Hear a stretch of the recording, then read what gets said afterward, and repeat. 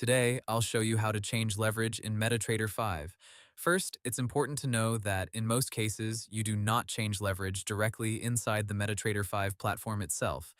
MT5 can display your account leverage, but the actual leverage setting is usually controlled by your broker in the client portal or account settings area.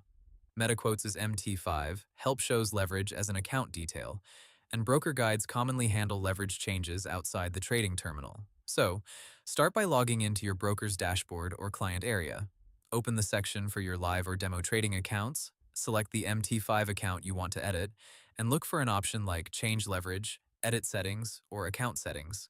Some brokers place this inside a menu next to the account you want to manage. Next, choose the new leverage ratio you want, such as 1 to 100 or 1 to 500, then submit the request. After that, go back to MetaTrader 5 and either reconnect the account or log in again so the updated account details refresh properly. One more thing. Some brokers may limit leverage based on instrument, region, account type, or position size. MetaTrader 5 also supports broker-managed floating leverage rules, so the exact leverage available to you may vary. Hope the tutorial was helpful, subscribe to my channel, and see you in the next video.